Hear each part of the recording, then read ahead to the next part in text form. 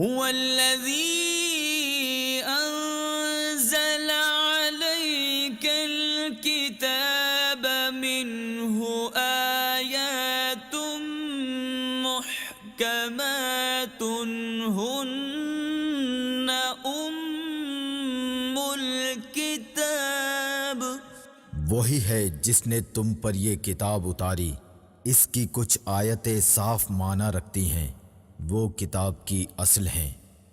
الحمدللہ رب العالمین، والصلاة والسلام علی سید الانبیاء والمرسلین، اما بعد فاعوذ باللہ من الشیطان الرجیم، بسم اللہ الرحمن الرحیم۔ محترم اور پیارے اسلام بھائیوں اور مدنی چینل کے ناظرین، ہم حاضر ہیں ایک مرتبہ پھر سلسلہ احکام قرآن میں۔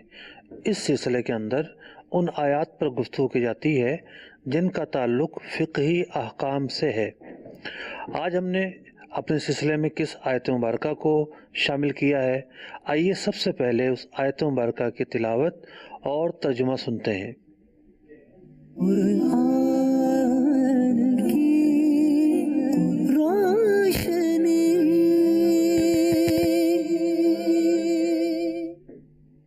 إن الصفا والمروة من شعائر الله فمن حج البيت أو اعتمر فلا جناح عليه أن يطوف بهما ومن تطوع خيرا فإن الله شاكر عليم۔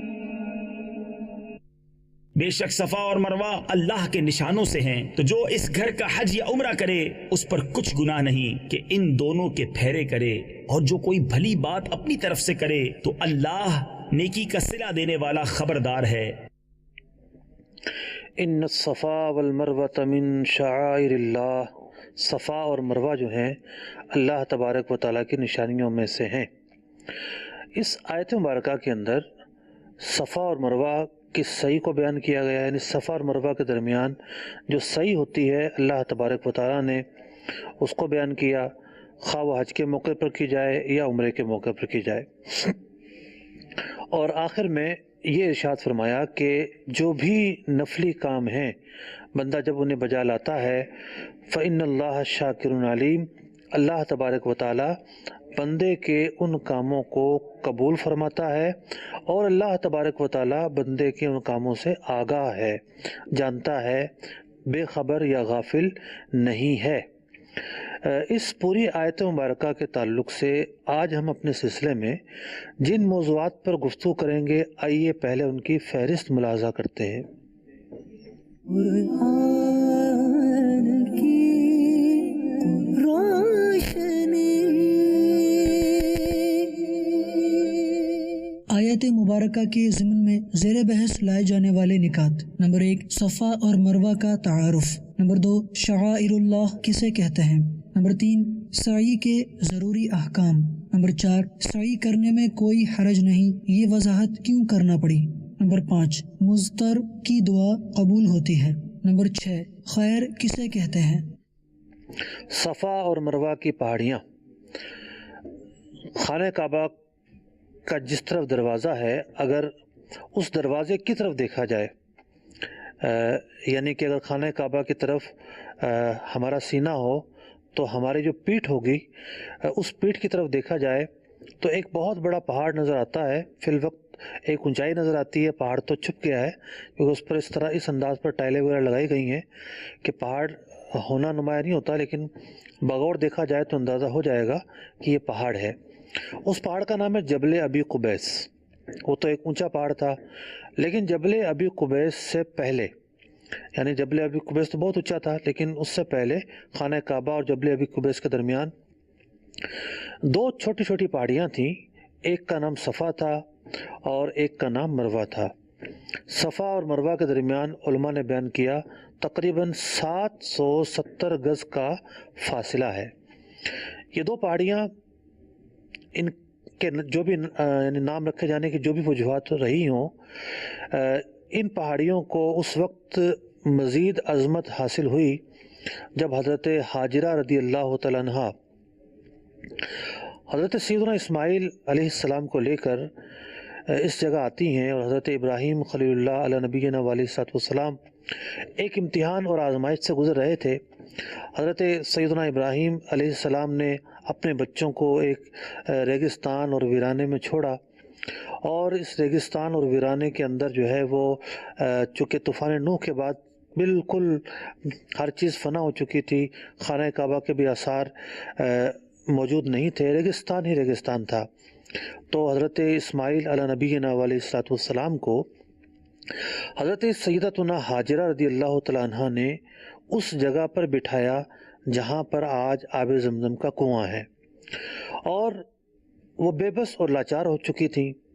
ان کے پاس نہ کچھ کھانے کو تھا نہ کچھ پینے کو تھا۔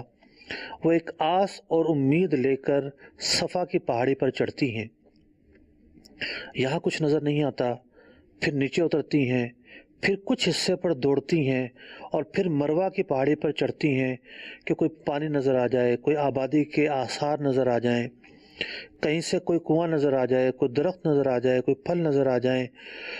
انہیں اپنے سے زیادہ اپنے بچے کی فکر تھی۔ کچھ نظر نہیں آیا، دوبارہ پلٹیں، اور پھر جو ہے اسی جگہ مخصوص حصے پر تھوڑا سا دوڑنا بھی ہوا، پھر دوبارہ صفا پر چڑھیں، کچھ نظر نہیں آیا، پھر دوبارہ جو ہے وہ مروہ کی طرف بڑھی۔ تو یوں آپ نے ایک دفعہ آنا، دوسری دفعہ جانا، 7 چکر لگائے، اور آپ کا اختتام مروہ کی پہاڑی پر ہوا۔ اللہ تبارک و تعالیٰ نے آپ کی اس بے بسی کو، اس لاچارگی کو اپنی بارگاہ میں قبول کیا، اور سیدنا اسماعیل علیہ نبینا علیہ السلام کے قدم مبارک کے برکت سے کنواں جاری فرمایا، جس کنویں کو زمزم کہا جاتا ہے۔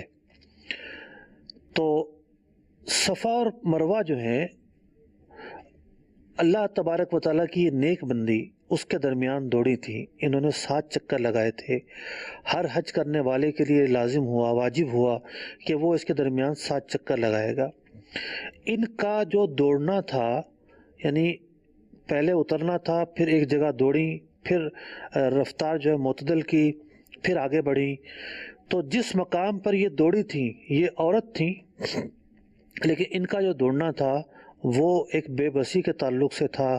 اس وقت اضطرار کی کیفیت تھی، لیکن شریعت مطہرہ نے عورتوں کو یہ حکم دیا کہ وہ اب نہیں دوڑیں گی۔ ان کا دوڑنا، ان کا جو یہ صحیح کرنا ہے، یہ حضرت ہاجرہ رضی اللہ تعالیٰ عنہ نے جو عمل کیا تھا، اس عمل کے تعلق سے ان کی ادا کو ادا کرنا تو ہے، لیکن چونکہ وہ کسی اور پس منظر میں دوڑی تھیں، اب مرد تو دوڑیں گے لیکن عورتیں نہیں دوڑیں گی۔ عورتیں اپنی رفتار سے چلیں گی، اور پورے صفا اور مروہ کے درمیان نہیں دوڑا جاتا، بلکہ ایک مخصوص حصہ ہے، اس حصے کو میلین اخترین کہتے ہیں، اس حصے میں دوڑتے ہیں، کیونکہ حضرت سیدتنا ہاجرہ رضی اللہ تعالیٰ عنہ صرف اسی حصے میں دوڑی تھی۔ اللہ تبارک و تعالیٰ کو آپ کی یہ ادا اس قدر پسند آئی کہ قیامت تک کے لیے حج اور عمرہ کرنے والوں کے لیے یہ لازم قرار دے دیا گیا کہ اب وہ صفا اور مروہ کے درمیان سعی کریں گے۔ سعی کا ایک حصہ دوڑنا بھی ہے، اور کتنی ہی پیاری فضیلت اللہ تبارک و تعالیٰ نے اس آیت مبارکہ میں بیان فرمائی۔ فرما دیا کہ صفا اور مروہ جو ہیں، یہ کوئی عام پہاڑیاں نہیں ہیں، بلکہ ان الصفا والمروہ من شعائر اللہ، بلکہ یہ اللہ تبارک و تعالیٰ کی نشانیوں میں سے ہے، نشانیوں میں سے ہیں۔ اب شاعر اللہ جو ہیں وہ کسے کہتے ہیں؟ علماء نے 3 طرح کی اشیاء یا 3 طرح کے تقسیم بندی کی ہے، یعنی ایک تقسیم بندی کی ہے، اس میں 3 طرح کی چیزیں بیان کی ہیں کہ شاعر اللہ کسے کہتے ہیں۔ یعنی وہ جگہیں جو عبادت کے لیے خاص ہیں، وہ شاعر اللہ کہلاتی ہیں۔ شاعر کے معنی ہے نشانی، علامت، یعنی وہ مقامات جو مذہبی طور پر عبادت کی علامات ہیں، جہاں صرف عبادت ہی ہوتی ہے، انہیں شاعر اللہ کہا جاتا ہے۔ شاعر اللہ کی یعنی کچھ چیزیں وہ ہیں جو جگہ کے تعلق سے شاعر اللہ کہلاتی ہیں، جیسا کہ کعبہ شریف، عرفات، مزدلفہ، مینا، صفا، مروہ، مساجد۔ تو یہ مقام جہاں پر عبادات ہوتی ہیں، عبادات کے لیے خاص ہیں، انہیں مذہبی علامات کے طور پر جانا جاتا ہے، وہ چیزیں شعائر اللہ کہلاتی ہیں۔ اور اللہ تبارک و تعالیٰ نے قرآن مجید فرقان حمید میں جو شعائر اللہ ہوتے ہیں ان کی تعظیم کا حکم دے رکھا ہے۔ ایک اور جگہ اس طرح کا حکم ارشاد ہوا۔ شاعر کی دوسری جو قسم ہے وہ ہے اوقات کے تعلق سے، یعنی مہینوں کے تعلق سے یا دنوں کے تعلق سے، جیسا کہ رمضان جو ہے، رمضان کا جو مہینہ ہے ایک مذہبی مہینہ ہے، اور یہ مہینہ ایک دینی علامت سمجھا جاتا ہے، مسلمانوں کا ایک مذہبی موقع ہے۔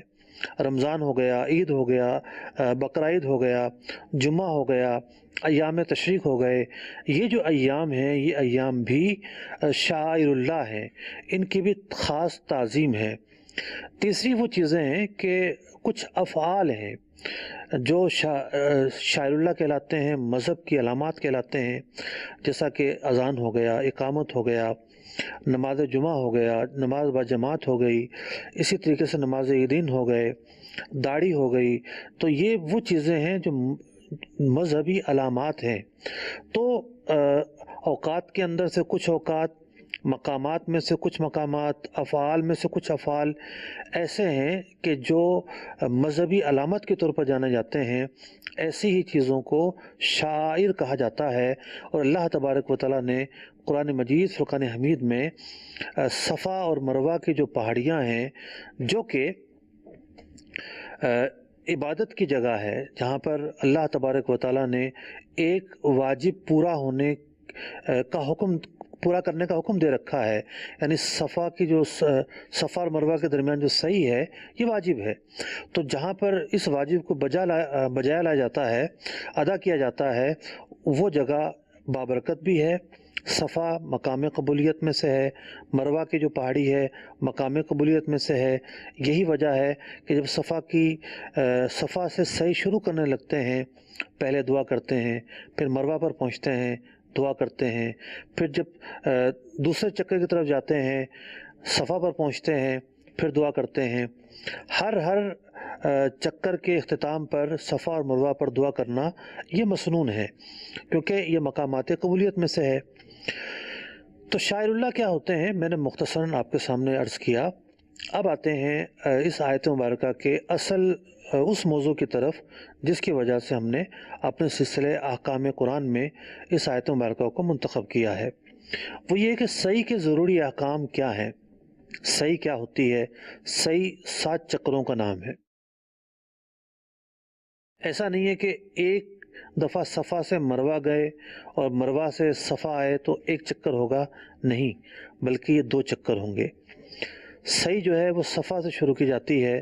نبی اکرم نور مجسم صلی اللہ تعالیٰ علیہ وسلم نے جب حجۃ الوداع کے موقع پر صحیح کرنے کا ارادہ فرمایا تو ارشاد فرمایا، میں اس جگہ سے شروع کروں گا جس جگہ سے اللہ تبارک و تعالیٰ نے تذکرہ شروع کیا، ان الصفا والمروہ۔ اس آیت مبارکہ میں اللہ تعالیٰ نے پہلے صفا کا ذکر کیا، پھر مروہ کا ذکر کیا۔ تو نبی اکرم علیہ الصلوۃ والسلام نے ارشاد فرمایا کہ میں اس جگہ سے شروع کروں گا کہ جہاں سے اللہ تبارک و تعالیٰ نے ان دونوں میں سے پہلے کا تذکرہ کیا ہے۔ تو آپ علیہ الصلوۃ والسلام نے پہلے یعنی صفا سے صحیح کو شروع فرمایا۔ تو صحیح جو ہے وہ صفا سے شروع ہوتی ہے۔ صحیح کرنے کے 2 مقامات ہیں۔ پہلا مقام ہے عمرے کے دوران، عمرے کا ایک جز ہے صحیح کرنا، یعنی عمرہ جو ہے وہ یوں سمجھیے کہ 4 چیزوں کا نام ہے۔ آپ نے احرام باندھ لیا، احرام باندھنے کے بعد آپ طواف کریں گے، 7 چکر خانہ کعبہ کے طواف کے ہوں گے، پھر آپ 7 چکر صحیح کے کریں گے، اور اس کے بعد جو ہے وہ حلق کروا کر یا تقصیر کروا کر احرام سے باہر ہوں گے۔ پہلا کام ہوا احرام باندھنا، دوسرا کام ہوا یعنی کہ طواف کرنا، تیسرا کام ہوا صفا مروہ کے صحیح کرنا، اور چوتھا کام ہوا احرام سے نکلنا۔ تو علماء نے صحیح کو عمرے کے اندر یہ بیان کیا کہ عمرے کے 2 ہی ارکان ہیں۔ ایک جو ہے وہ یعنی پہلا تو شرط ہو گیا، احرام کی جب نیت نہیں ہوگی تو شرط ہی پوری نہیں ہوگی۔ تو احرام بمنزلہ شرط کے ہو گیا، پھر 2 ارکان طواف کرنا اور سعی کرنا، اور جو سعی ہے یہ بمنزلہ واجب کے ہے۔ اگر کسی نے سعی نہیں کی، صرف طواف کیا، طواف کرنے کے بعد حلق کروا لیا، تو اب ایسے شخص پر دم واجب ہوگا۔ ایسا نہیں ہے کہ اس کو دوبارہ سے عمرہ کرنا پڑے گا، بلکہ اگر یہ میقات سے باہر نہیں گیا ہے تو یہ دم بھی دے گا۔ جس نے سعی کرنے سے پہلے عمرے کے اندر حلق کروا لیا، یہ دم بھی دے گا اور اس کو سعی بھی کرنا ہوگی۔ اب یہ شخص جو ہے وہ جو سعی چھوڑ دی تھی وہ سعی ادا کرے گا، کیونکہ وہ واجب تھا، اور جب تک اس کی ادائیگی نہیں ہوئی، بری ذمہ نہیں ہوا۔ دم تو اس وجہ سے دیا جا رہا ہے کہ اس نے تاخیر کی ہے۔ اصل یہ تھا کہ سعی پہلے کی جاتی اور حلق یا تقصیر بعد میں کیا جاتا، اس نے چونکہ اس کا الٹ کیا، اس الٹ کرنے کی وجہ سے، ترتیب میں رد و بدل کرنے کی وجہ سے اس پر یہ سزا عائد ہوئی کہ اب اسے دم دینا پڑے گا۔ لیکن دم کے باوجود سعی اسے کرنا ہوگی، اس کے لیے یہ حکم ہے۔ تو سعی عمرے میں بھی کی جاتی ہے اور سعی حج میں بھی کی جاتی ہے۔ بعض لوگوں کو جو حج پر جا رہے ہوتے ہیں وہ یہ سمجھ نہیں آتی کہ حج کی سعی کس موقع پر کی جائے گی، تو وہ سمجھتے ہیں کہ ہم نے عمرہ کر لیا تو ہم نے سعی کر لی۔ ایسا نہیں ہے، جب جب عمرہ کریں گے سعی ہوگی، لیکن عمرے کے علاوہ بھی حج کی جداگانہ ایک مستقل سعی ہوتی ہے، اور اس کے 2 موقع ہوتے ہیں۔ پہلا موقع یہ ہوتا ہے کہ کوئی شخص جو ہے وہ حج سے پہلے سعی کرنا چاہتا ہے، اس کے لیے ضروری ہے کہ اس نے حج کا احرام باندھ رکھا ہو۔ حج کا احرام باندھ رکھا ہو اور کسی نفلی طواف کے بعد وہ شخص جو ہے سعی کرنا چاہتا ہے، تو حج سے پہلے وہ حالت احرام میں سعی کر سکتا ہے۔ اگر کسی نے حج سے پہلے سعی نہیں کی تو پھر وہ عرفات سے آنے کے بعد بہتر یہ ہے کہ احرام کھول چکا ہو، حلق کر چکا ہو، لیکن اگر احرام نہیں کھولا تب بھی اس سے پہلے بھی حج کی صحیح ہو سکتی ہے، لیکن زیادہ بہتر یہ ہے کہ احرام کھولنے کے بعد کی جائے۔ اور ایک بات تو طے ہے کہ حج کی صحیح اگر حج کے بعد کرنی ہوگی طواف الزیارہ کے بعد ہوگی، طواف الزیارہ سے پہلے نہیں ہو سکتی۔ تو طواف الزیارہ کرنے کے بعد حج کی صحیح کرنا پڑے گی۔ اب جب بھی حج کی صحیح ادا ہوگی اور اس سے پہلے جو طواف کیا جائے گا اس طواف کے اندر رمل ضرور کیا جائے گا، یہ اس صحیح کا ایک حکم ہے۔ اور یعنی حج کی جو صحیح کی جائے گی اس سے پہلے جو بھی طواف ہوگا، یعنی حج سے پہلے جو طواف کیا وہ تو احرام میں تھا تو رمل ہوا، اور چونکہ احرام تھا تو استباء بھی ہوا۔ اور حج کے بعد اگر کوئی صحیح کرتا ہے اور احرام کھل چکا ہے طواف الزیارہ کرے گا، تو طواف الزیارہ جب یہ کرے گا تو رمل بھی کرے گا۔ اگر کسی نے حج سے پہلے صحیح کر لی تھی تو اب طواف الزیارہ میں رمل نہیں کرے گا۔ تو یہ حج کے تعلق سے صحیح کے کچھ احکام میں نے عرض کیے، اور یہ جو احکام ہیں یہ احکام بڑے مختصر انداز میں بیان کیے ہیں، ورنہ حج کی صحیح چھوڑ جائے تو کیا کرنا ہوگا، اس کی بہت ساری صورتیں ہیں۔ اور حج کی 3 اقسام ہوتی ہیں، حج تمتع، حج قران اور حج افراد۔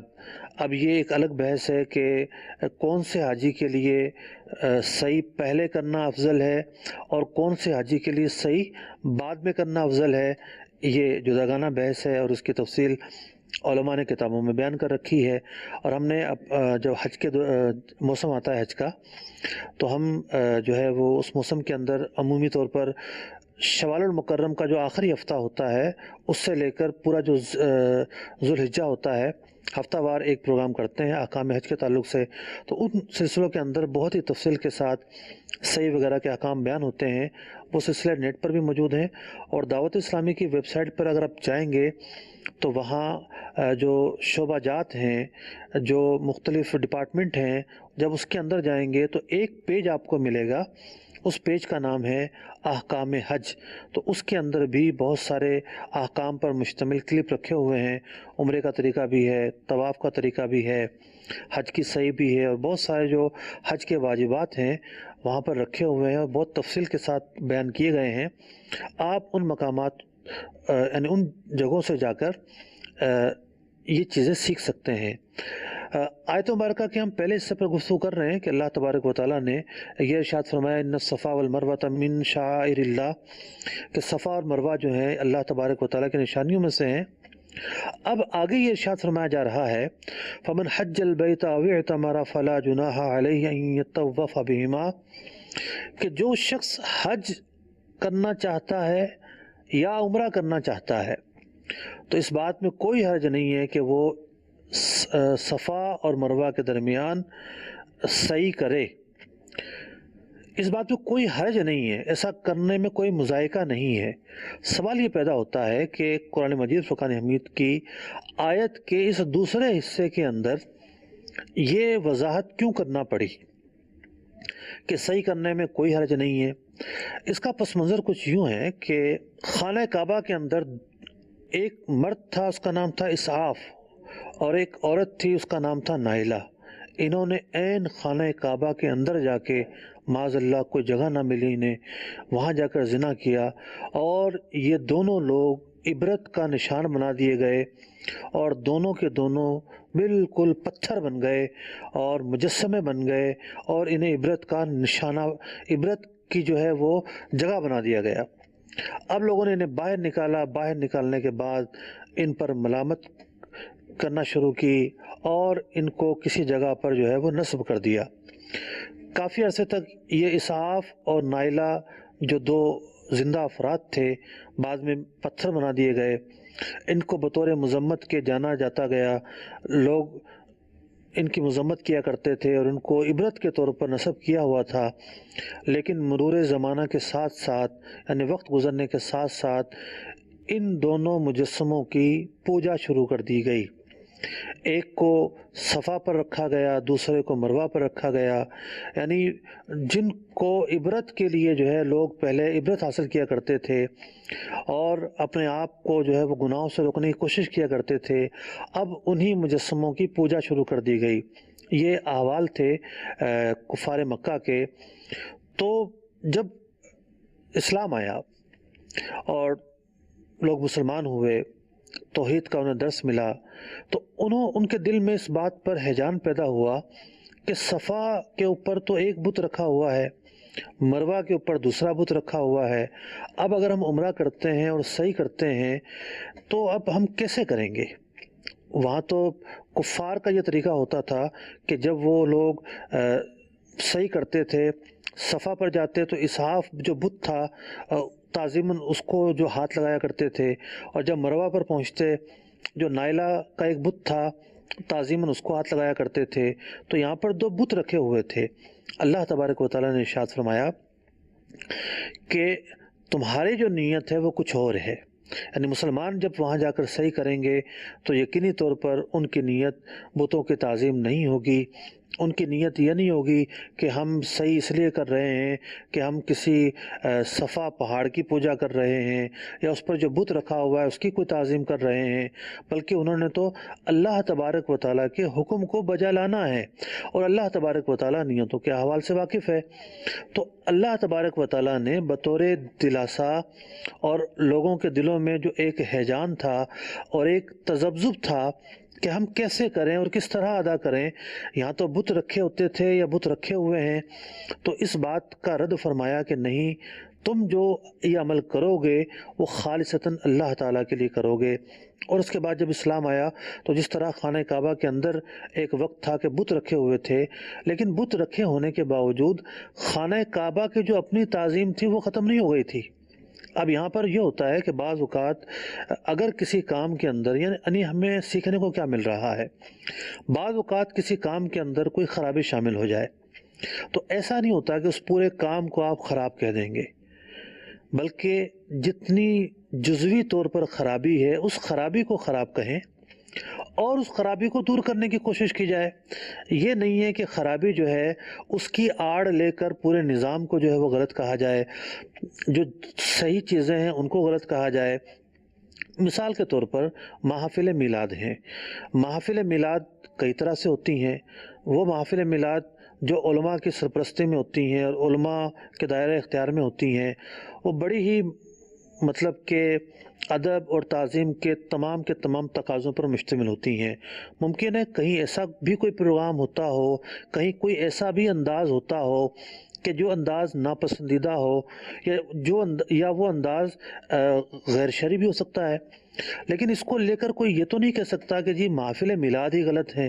اگر کہیں غلطی پائی جاتی ہے، کہیں خرابی پائی جاتی ہے، کہیں کمی یا کوتاہی پائی جاتی ہے، اس کمی اور کوتاہی کو دور کیا جائے گا۔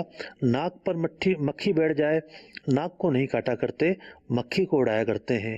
تو یہ آیت مبارکہ ہمیں یہ بتا رہی ہے کہ اگر کہیں خرابی ہے تو اس خرابی کو خرابی قرار دیا جائے، لیکن اس خرابی کے ضمن میں اچھائیوں کو خراب قرار دینا یہ قرآن پاک کے مطالب کے، مفہوم کے، مضامین کے، تعلیمات کے خلاف ہے۔ تو خانہ کعبہ کے اندر بت رکھے ہوئے تھے، لوگوں نے خانہ کعبہ نہیں ڈھا دیا، خانہ کعبہ کی عظمت ختم نہیں ہو گئی تھی، خانہ کعبہ کا طواف بند نہیں ہو گیا تھا۔ جب اسلام آیا، مسلمان قادر ہوئے خانہ کعبہ سے اس غلاظت کو پاک کرنے پر، تو مسلمانوں نے بتوں کو یہاں سے ہٹا دیا، خانہ کعبہ کو اس غلاظت سے صاف کر دیا۔ خانہ کعبہ کی جو عظمت، جو تعظیم اور جو شاعر اللہ کی حیثیت تھی وہ باقی رہی، اس پر کوئی انگلی نہ اٹھی، بلکہ جو خرابی تھی اسے خراب کہا گیا۔ تو یہ پس منظر تھا کہ جب مسلمانوں کے دلوں کے اندر یہ بات آئی کہ اب جو ہے ہم طواف کیسے کریں، اللہ تبارک و تعالیٰ نے بطور دلاسا ارشاد فرمایا کہ اللہ تبارک و تعالیٰ چونکہ ان کے احوال سے واقف ہے، لہٰذا مسلمان جس پس منظر میں کر رہے ہیں طواف سے مراد یہ صحیح کر رہے ہیں، اللہ تبارک و تعالیٰ اس سے آگاہ ہے، اس سے واقف ہے، اور مسلمانوں کے اس عمل میں کوئی قباحت نہیں۔ اس دوسرے حصے میں اللہ تبارک و تعالیٰ نے اس بات کی صراحت ارشاد فرمائی۔ آتے ہیں اگلے عنوان کی طرف جو کہ مستفاد ہے، اس آیت مبارکہ کا جو شان نزول ہے اس سے مستفاد ہے۔ وہ عنوان یہ ہے کہ حضرت سیدتنا حاجرہ رضی اللہ تعالیٰ عنہ جب حالت اضطرار میں آتی ہیں، پریشانی میں آتی ہیں، بے بسی میں آتی ہیں، تو اللہ تبارک و تعالیٰ ان کی ضرورت کو پورا فرماتا ہے۔ عنوان ہمارا یہ ہے کہ مضطر کی دعا قبول ہوتی ہے، جو حالت اضطرار میں ہو اس کی دعا قبول ہوتی ہے۔ اب مضطر کسے کہتے ہیں؟ حضرت ابن عباس رضی اللہ تعالیٰ عنہ سے مضطر کی تعریف یہ نقل کی گئی جو بالکل ایسی شدید ترین ضرورت پر ہے کہ اس کے بغیر، اس چیز کے بغیر اسے کوئی چارہ نہیں ہے۔ امام سدیدی بیان کرتے ہیں الذی لا حول ولا قوت، یعنی وہ شخص کہ نہ کچھ کرنے کی طاقت رکھتا ہے اور نہ کچھ روکنے کی طاقت رکھتا ہے، جو اس کیفیت پر پہنچا ہوا ہے تو وہ مضطر ہے۔ مثال کے طور پر ظالم لوگ اسے تنگ کرتے ہیں، نہ وہ ان کے ظلم کو روک سکتا ہے، نہ وہ بھاگ سکتا ہے۔ کہیں مسافر ہے، راستہ بھول گیا ہے، نہ ہی راستہ جو ہے وہ نہ آگے بڑھنے کی طاقت ہے، نہ پیچھے جانے کی طاقت ہے۔ امام ذوالنون مصری رحمۃ اللہ تعالی علیہ مضطر کی تعریف یہ کرتے ہیں والذی قطع العلائق اما دون اللہ، جب بندے کا ہر آسرا ختم ہو جائے، یعنی جب اسباب جو ہیں وہ ختم ہو جائیں، اسباب بالکل نظر نہ آئیں اور کیفیت بے قراری کی ہو، لاچارگی کی ہو، تو یہ جو کیفیت ہوتی ہے یہ کیفیت حالت اضطرار کہلاتی ہے۔ اور علماء نے دعا کے تعلق سے جو آداب بیان کیے ہیں یا جو قبولیت کے مقامات بیان کیے ہیں کہ دعا کہاں قبول ہوتی ہے، اس میں سے ایک مقام یہ ہے کہ جب بندہ مضطر ہو، حالت اضطرار میں ہو، اسباب ختم ہو چکے ہوں، کچھ کرنے کی ہمت نہ ہو، کچھ روکنے کی ہمت نہ ہو، اس کی کیفیت اضطرار کی ہوتی ہے۔ اللہ تبارک و تعالی مضطر کی دعا قبول فرماتا ہے۔ سورہ نمل آیت نمبر 62 میں کیا ارشاد ہوتا ہے، آئیے سنتے ہیں۔ أَمَّن يُجِيبُ الْمُضْطَرَّ إِذَا دَعَاهُ وَيَكْشِفُ السُّوءَ وَيَجْعَلُكُمْ خُلَفَاءَ الْأَرْضِ أَإِلَٰهٌ مَّعَ اللَّهِ قليلا ما تذكرون.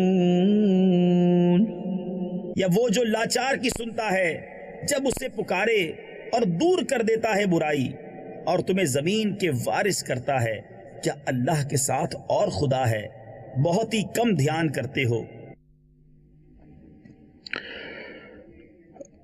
بہت سارے لوگ ایسے ہوتے ہیں کہ جو بالکل بے بسی میں آ جاتے ہیں، تو وہ جو بے بسی کی کیفیت ہے، اس بے بسی کی کیفیت کے اندر جب وہ اللہ تعالیٰ کو پکارتے ہیں تو ان کی دعا جلدی قبول ہوتی ہے.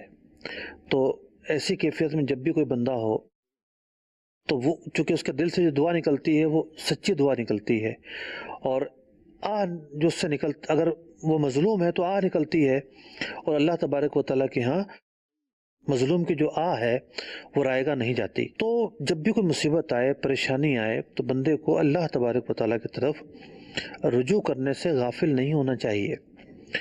اور بعض روایتوں کے اندر تو خود یہی جو تیسرے کلمے کا جو آخری حصہ ہے، لا حول ولا قوت الا باللہ العلی العظیم، اس کے پڑھنے کی تلقین کی گئی ہے کہ جب کوئی بندہ لا حول شریف پڑھتا ہے مجبوری کے عالم میں، لاچارگی کے عالم میں، بے بسی کے عالم میں، تو اللہ تبارک و تعالیٰ ان کلمات کی برکت سے اسے مصائب سے نجات دیتا ہے، اس کی پریشانیاں دور کرتا ہے، اس کی دعا قبول فرماتا ہے، اس کے کام جو ہے وہ پورے ہوتے ہیں.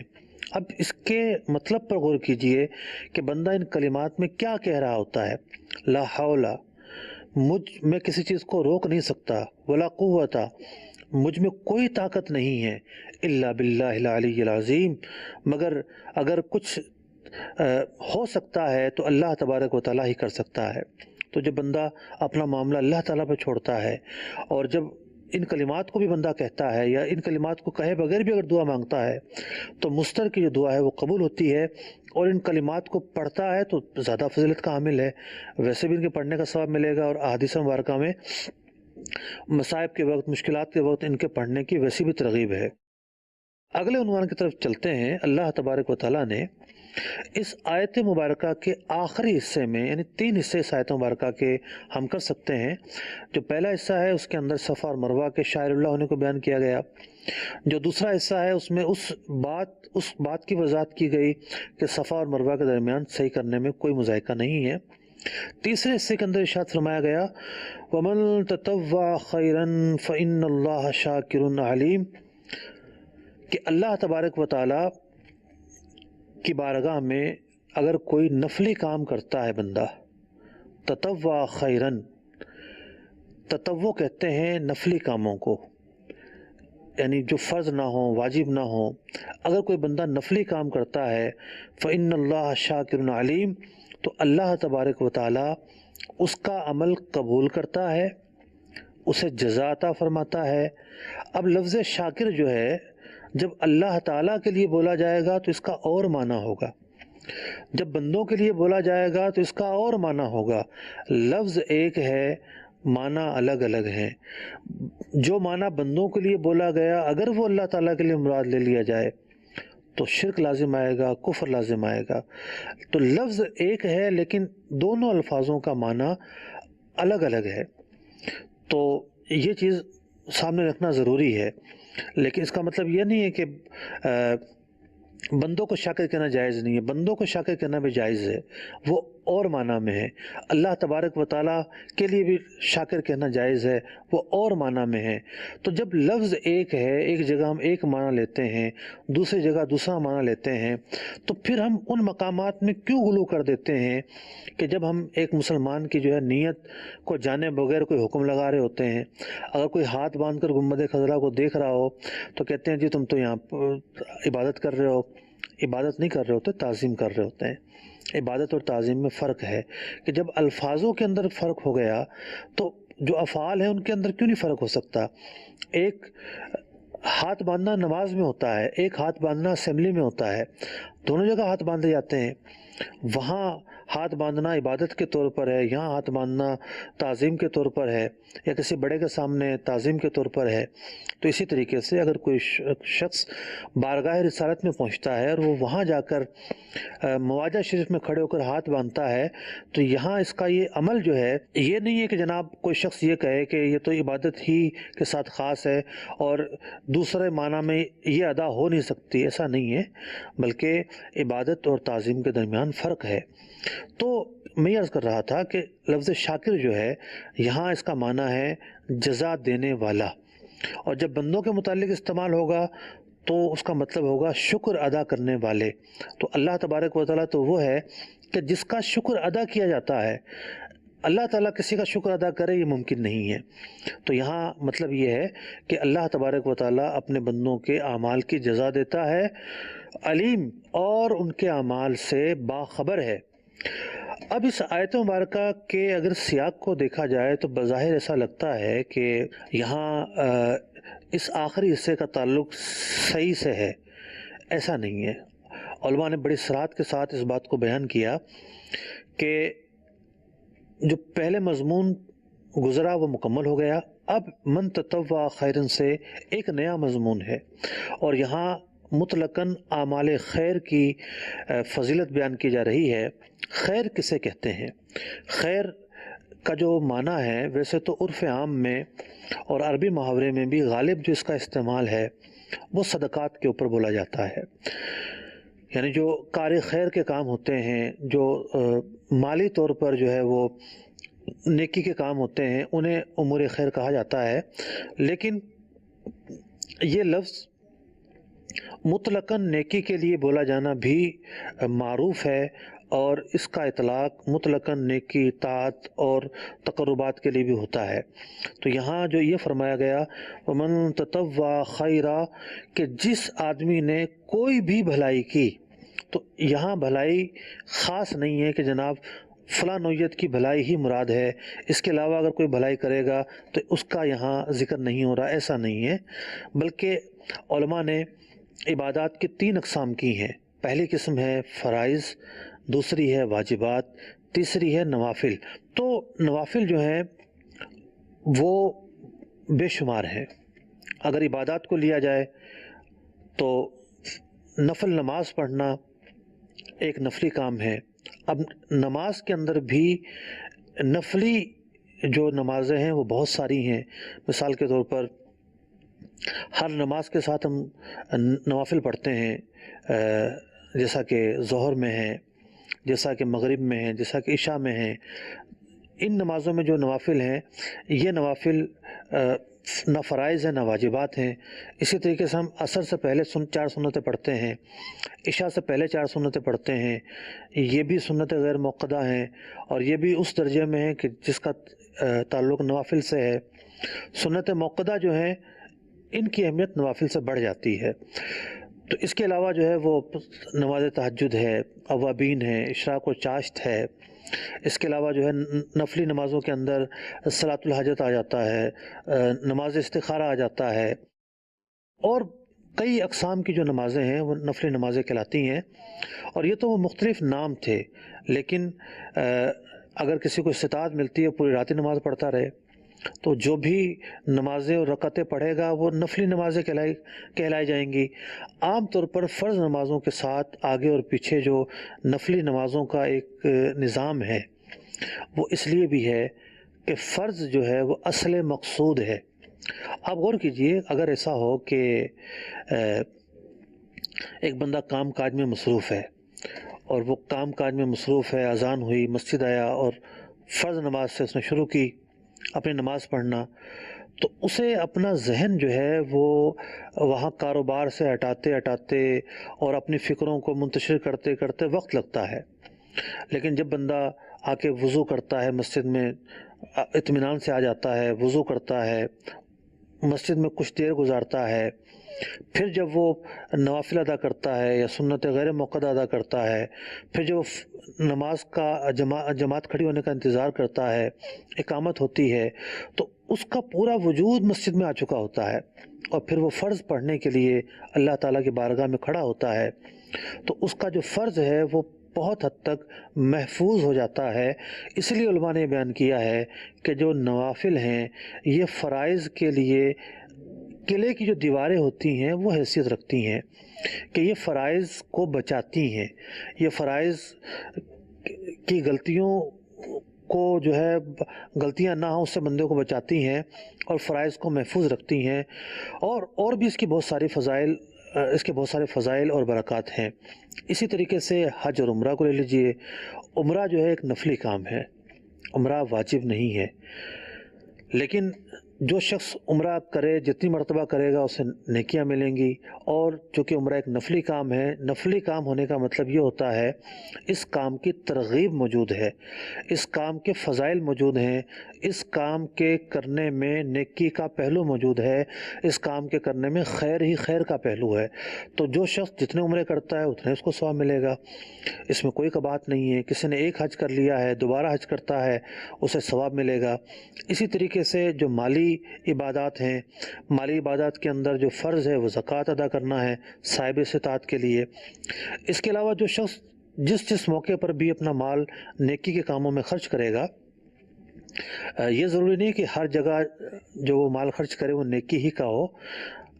ہم بات کر رہے ہیں ان مقامات کی کہ جو نیکی کے مقامات ہیں۔ اللہ تبارک و تعالیٰ نے یہاں پر بڑی صراحت کی ہے۔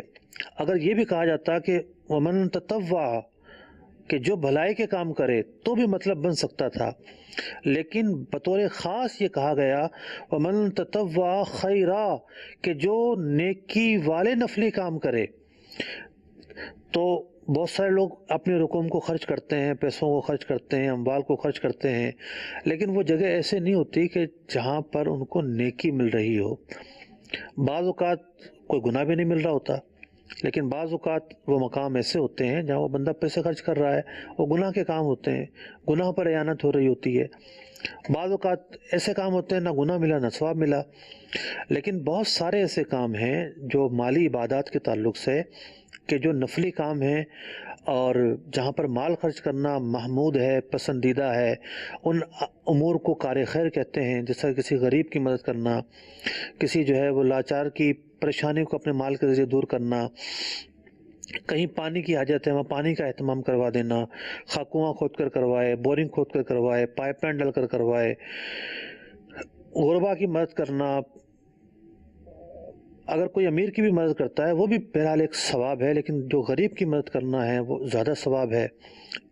اور مالی عبادات کے اندر یعنی جو مال خرچ کرنے کے مواقع ہیں اس جگہ پر خرچ کرنا زیادہ پسندیدہ اور زیادہ محمود ہے کہ جہاں ضرورت زیادہ ہے۔ مثال کے طور پر ایک گاؤں ہے، اس گاؤں کے اندر پانی کا کوئی اہتمام نہیں ہے، اس گاؤں کے رہنے والے جیسے تیسے جھگیوں میں رہ لیتے ہیں، کچے مکانات میں رہ لیتے ہیں، تو اب ایک شخص چاہتا ہے کہ میں ان گاؤں کے لوگوں کے جو مکانات ہیں وہ پکے بنوا دوں۔ اگر وہ پکے بنوائے گا یہ بھی نیکی کا کام ہے، اس بات میں کوئی شک و شبہ نہیں ہے، لیکن اس کے لیے زیادہ افضل یہ ہے کہ وہ ان کے لیے پانی کا انتظام کروائے، کیونکہ پانی جو ہے وہ ان کی جو پوزیشن ہے اس میں زیادہ بڑی ضرورت ہے، بنیادی ضرورت ہے۔ چھت چھپانے کے لیے تو ان کو جیسے تیسے کوئی نہ کوئی آسرا میسر ہے، لیکن اگر یہ آسرا بھی نہ ہو تب بھی پانی جو ہے ایسی چیز ہے اس کے بغیر گزارا نہیں ہو سکتا۔ تو جو کام ایسا ہو جس کی زیادہ ضرورت ہو وہاں مال خرچ کرنا زیادہ ثواب کا باعث ہوتا ہے۔ اور فی زمانہ اگر دیکھا جائے تو جو دینی مدارس ہیں، جو وہ ادارے ہیں جن کے اندر قرآن سکھایا جاتا ہے، جن کے اندر احادیث سکھائی جاتی ہیں، دین سکھایا جاتا ہے، دعوت اسلامی کے تحت الحمدللہ سینکڑوں مدارس، جامعۃ المدینہ، مختلف جو ہے وہ سطح کے علمی کورسز، اس طرح کی بہت ساری چیزیں ہوتی ہیں۔ مدنی چینل کو آپ دیکھ لیجئے، یہ کیا ہے؟ یہ تبلیغ دین کا ایک ذریعہ ہے۔ تو یہاں اگر کوئی اپنا مال خرچ کرتا ہے تو ایک بہت جو ضرورت کی چیز ہے وہاں اپنے مال کو خرچ کرے گا۔ اس بات سے کوئی انکار نہیں ہے کہ جو معاشرہ ہوتا ہے اس معاشرے کے اندر کوئی ایک ضرورت نہیں ہوتی، بلکہ معاشرے کے اندر مختلف اکائیاں ہوتی ہیں، ہر اکائی کا خیال رکھنا ہماری ذمہ داری ہے۔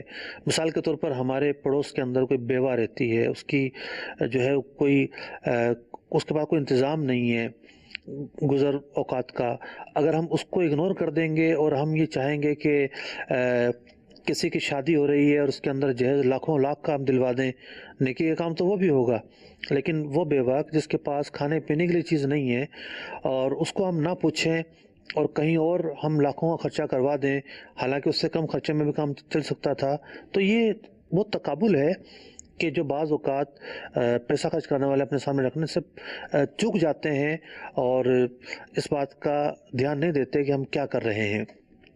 تو کسی بھی طرح کا نفلی کام ہے، وہ نفلی کام اللہ تبارک و تعالیٰ کی بارگاہ میں مقبول ہے اور اللہ تبارک و تعالیٰ اس کام کی جزا عطا فرماتا ہے، اس کام سے اللہ تبارک و تعالیٰ باخبر ہے، اس کام سے غافل نہیں ہے۔ تو اس آیت مبارکہ کے آخری حصے میں اللہ تبارک و تعالیٰ نے نفلی کاموں کے تعلق سے یہ صراحت فرما دی کہ جو بھی خیر کا کام ہوگا، بھلائی کا کام ہوگا، اللہ تبارک و تعالیٰ اس بھلائی کے کام پر اپنے بندے کو نیکی عطا فرماتا ہے۔ عبادت، بدنی عبادت کا ذکر ہوا، مالی عبادت کا ذکر ہوا، حج عمرے کا ذکر ہوا، ایک بہت بڑا ذریعہ جو ہے وہ نفلی کاموں کا، اس کا تعلق ہماری زبان سے ہے، یعنی ہم خالی بیٹھے ہوں اور اذکار شروع کر دیں تو اذکار پڑھنا جو ہے وہ خالی بیٹھنے سے زیادہ افضل ہے۔ اذکار پڑھنے کے اندر بے شمار فضائل ہیں، ایک تو یہ ہے کہ اس کی جو حلاوت ہے، اس حلاوت سے ہماری روح کو بھی غذا ملتی ہے، ہمارے جسم کو بھی غذا ملتی ہے۔ پھر بندہ جب اذکار پڑھتا ہے، اللہ تبارک و تعالیٰ کی طرف متوجہ ہوتا ہے، اللہ تبارک و تعالیٰ کی یاد میں محو ہوتا ہے، اللہ تبارک و تعالیٰ کی تعظیم اس کے دل میں پیدا ہوتی ہے، اللہ تبارک و تعالیٰ کی ہیبت اس کے دل میں پیدا ہوتی ہے، یاد الہی اس کے دل میں پیدا ہوتی ہے، آخرت کا احساس اس کے دل میں پیدا ہوتا ہے۔ تو اذکار پڑھنا بھی نفلی عبادت ہے اور اذکار میں خیر ہی خیر ہے۔ اذکار کے اندر کلمہ شریف بھی آتا ہے، سبحان اللہ، تسبیح فاطمہ بھی آتا ہے، الحمدللہ پڑھنا بھی آتا ہے، اذکار کے اندر درود پاک پڑھنا بھی اذکار ہی میں شامل ہے۔